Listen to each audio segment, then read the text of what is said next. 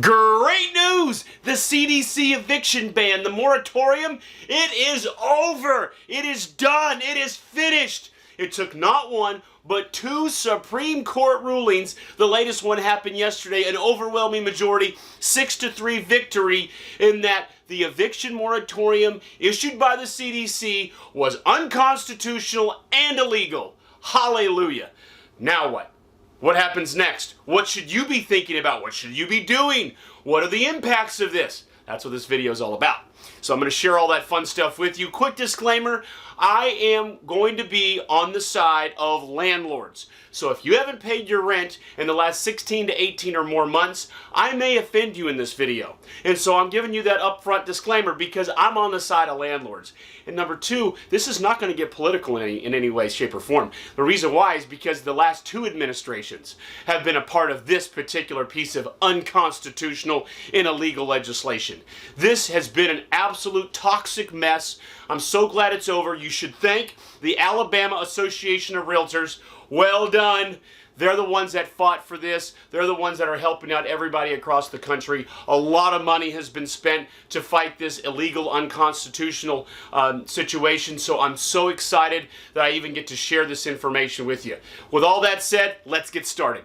Number one, we've got to move fast on this. So in the comments of the Supreme Court ruling yesterday, it was mentioned that it's Congress who should be the one that is putting an eviction moratorium out there. And so Congress might move, and they might move quick. Who knows in regards to this? So it's not that the entire subject of eviction moratoriums might be over, just the CDC version of the eviction ban may be over for the time being. So you need to move fast on this. And I say you, who am I referring to?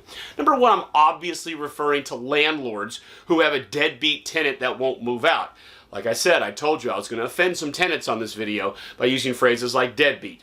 Look, when I was homeless, living out of my truck, and I know that's been a long time ago, it was almost 20 years ago, but when I was there, I was still paying my student loans, even though I couldn't pay rent, even though I couldn't pay for utilities. I was still paying my bills. So I know what it's like to have nothing, and I know me personally, I'm willing to go homeless to make sure I pay for my obligations.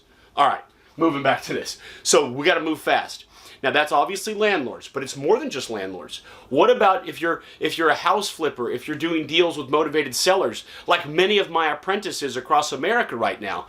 We're dealing a lot with sellers who have a deadbeat in the property, can't get them out, and we're unwilling to close on it because we don't know how long it would take to get them out.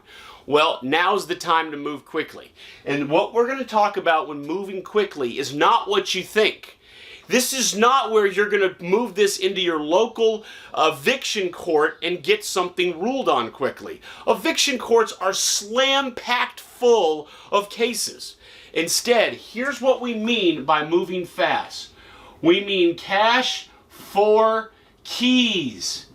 Cash for keys. That's where you tell that deadbeat tenant, I'll give you X number of dollars if you get moved out. Now, in the past, when we said that, it had no teeth. There was no negotiating power because the tenant knew they had an eviction ban and they figured it'd get extended anyways, so they just kick back and relax. Well, now we can say, it's over, buddy. You or Mrs., you need to get out and get out now. And hey, we'll do something really kind for you. Even though you haven't paid me rent in 18 months, even though you've gone on a few vacations with some of your stimulus checks, which I didn't get, even though you've done all that, I'll still pay you a little bit of money to go out, to leave. And the reason why is because there is a cost with the attorney to evict, and who needs the money more, right? The tenant that has been living for free for 18 months or the attorney? I don't know, it's kind of a toss-up, right? They both don't need the money. All right, sorry to you attorneys, but it's true. All right, so cash for keys.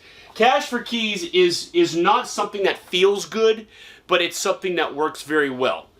And so I actually have a video on that subject of, it's not about you getting the win. It's not about the pride in the feeling that you beat something, like you beat that tenant in the end. It's better to be rich than right. And I've got a video on that subject. Better to be rich than right.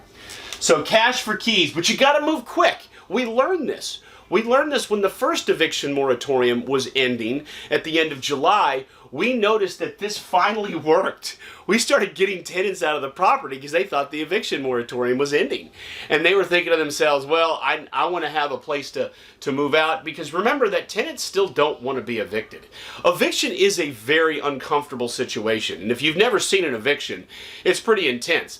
Literally, the police officer comes to the door, and if they won't open the door, they'll open the door, they'll pry the door open, they'll bust the door down. And then in comes a set-out company, and this set-out company is not military or police officers, but they're just civilians that are going to come in, take all the furniture, and put it out on the driveway usually, or the front yard. And they're out, they're gone, they're over, it's out. So people don't really want to go through that. They'd rather know that they have a time when they need to move out and some organization. So the cash for keys is highly effective. But it's only effective when the eviction moratorium is banned and it's over. All right, so that is the first key, is to move fast. Now, the second thing we want to talk about here is not just about getting them out of there, but it's what about all those landlords that need money? Well, I think this is where they need to go get your money. I'm not going to spend any time on this video, because I'm sure there are other resources locally for you on how you get the stimulus money that is supposed to be earmarked for you. I think the latest statistics are like less than 10% of all the money available to landlords during this time have actually been dispersed. It's ridiculous, right? But it's the government. They don't move very efficiently. So go get your money. If you're owed any money, if you're a landlord and there's money out there for you, go figure it out. Again, I'm not going to teach you a course on how to go find your own money. Just go get it. That's what smart people, that's what economically productive people do. They defend and they go get their money. So go get your money. Number 3, I think this is a great opportunity for you to market to non-owner occupied. Okay, non-owner occupied. I have a great video on the subject of a tool called PropStream. That's the best tool that I've ever found in our industry for being able to develop lists, and you can obviously reach out to those and target those lists through a myriad of ways in that software. Market to non-owner occupied. Now, I'm not the type that's going to tell you to go lowball a bunch of landlords that are struggling because of this eviction moratorium that's basically choked them. What I am going to say is if you market to them, you could be of great assistance to them. You could say, hey, look, you could go through the process of cash for keys, fixing up the house, reselling it, because it is a good market for selling, or hey, I'll take all that off your hands. I'll deal with getting rid of that tenant with the cash for keys. I'll deal with renovating the property and then reselling it.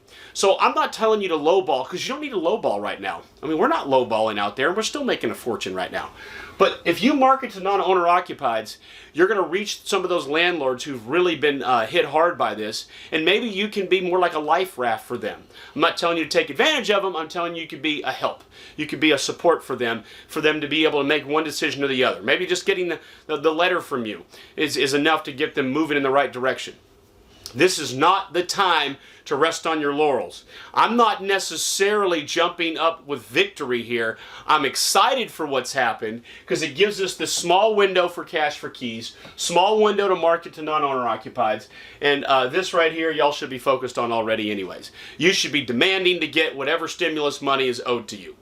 All right, y'all, well, I know this is a quick video, but that's what you need to know. That's what's up next. I'm excited for all of you to have an opportunity to, number one, get rid of those tenants that have not been paying you for a while, but also to give you some new opportunities.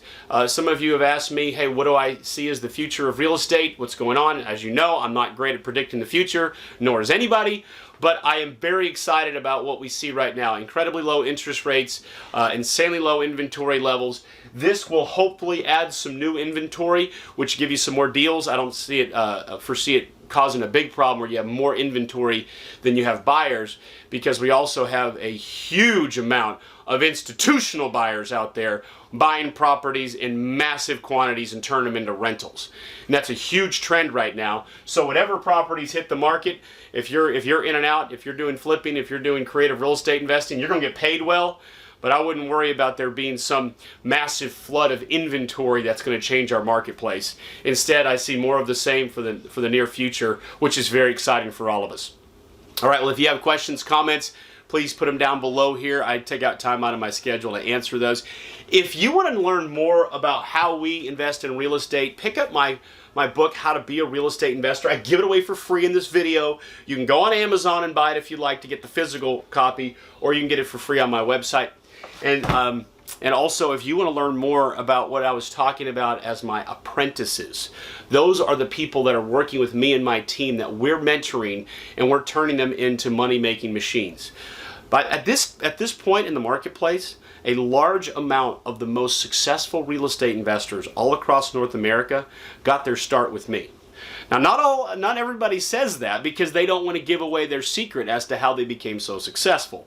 But there is a large portion of our real estate investing community at this point, the leaders anyway, that got their start with me. And so if you want to be the next great leader as a creative real estate investor in your marketplace, consider my apprentice program where my team and I will turn you into a money-making machine. All right, well, thanks everybody. See you in the next video.